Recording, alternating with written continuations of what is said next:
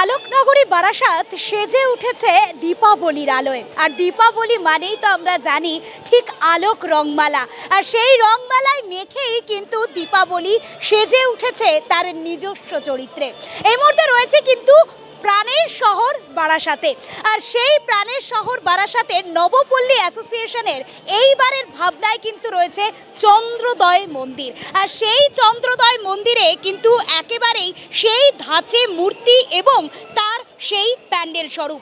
আর সেই যে আমার পেছনে যে প্যান্ডেলটা আপনারা দেখতে পাচ্ছেন, সুউচ্চ দৈর্ঘ্য মাপক কিন্তু এত নিদারুণ একটি মণ্ডপ সজ্জা তুলে ধরেছে নবপল্লী অ্যাসোসিয়েশন। এর পাশাপাশি আজকে যে সকল উদ্যোক্তারা রয়েছেন তাদের সাথে কিন্তু আজকে কথা বলে জেনে নেব তারা ঠিক এই মণ্ডপ প্রাঙ্গণের জন্য কত দূর তৎপর ছিলেন। এই মুহূর্তে রয়েছে কিন্তু নবপল্লীর বারাসাতে চন্দ্রোদয় মন্দিরের, আর সেই চন্দ্রোদয় মন্দির ঠিক কি, তার কেনই বা ব্যাপ্তি, সবটাই কিন্তু জেনে নেব এই ক্লাব উদ্যোক্তাদের কাছ থেকে। কততম বর্ষ এবং এত সুন্দরভাবে এত মানুষের ঢল কিরকম লাগছে, সবটা নিয়ে ভাবনা চিন্তা অনুযায়ী কতটুকু ফলপ্রসূ? এটা 47তম বর্ষ।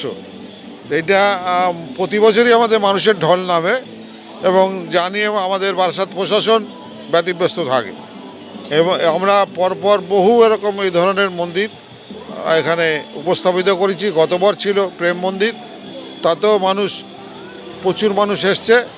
সেই কারণে আমরা 17 তারিখ প্রশাসন 20 তারিখ, 21 তারিখ, 22 তারিখ, 23 তারিখ এই 4 দিন বারাসাতে ঠাকুর দেখার সরকারি অনুমতি রয়েছে। কিন্তু আমরা মানুষের এত চাপ থাকে, মানুষের কষ্ট হয়। 17 তারিখে আমরা ওপেনিং করেছি এবং সেদিন দিয়ে মানুষ দেখতেই পাচ্ছেন। আজকে 19 তারিখ, আগামীকাল থেকে পারমিশন। মানুষ কিন্তু সারা দিন এইভাবে মানুষ আসছে, সারা রাত্রির মানুষ এইভাবে দেখছে। আচ্ছা, মানে প্রসেশন অনুযায়ী কবে শেষ? 23 তারিখে 12টা অবধি প্রশাসনিক পারমিশন আছে।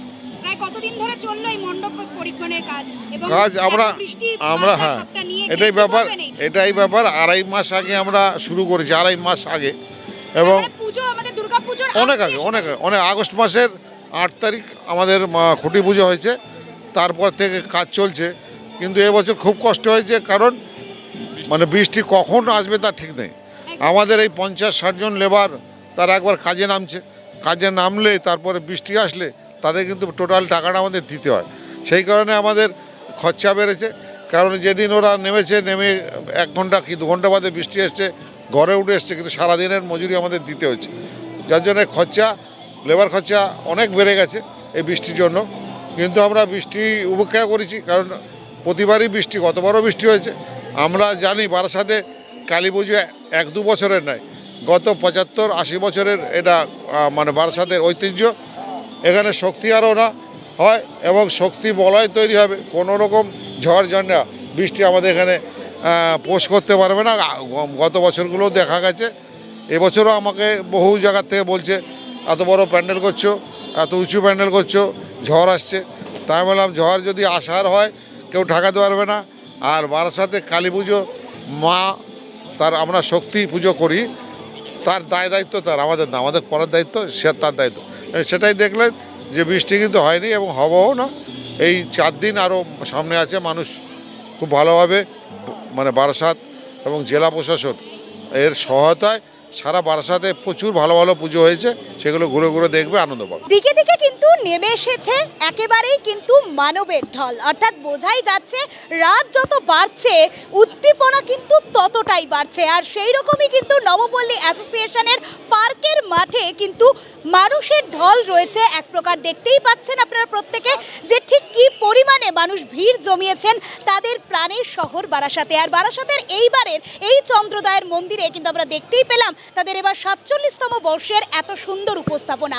আর এই উপস্থাপনায় কিন্তু মাতৃ প্রতিমার দিকেও নজর কেড়েছে বেশ। আর এই সমগ্র চিত্র তুলে ধরলাম নোবেলের কালী দর্শনের এত সুন্দর মহিমায়।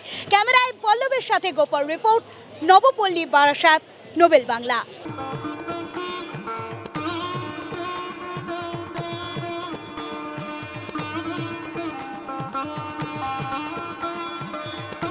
খুব ভালো হয়েছে। এই প্রথমবার আসলাম। হ্যাঁ, অশোকনগর থেকে। হ্যাঁ মানে যেরকম বারাসাতের প্রতি একটা এক্সপেকটেশন ছিল সেই হ্যাঁ expectation একদম। আমি আর আমার হাজবেন্ড এসেছি আর বাচ্চাদের নিয়ে।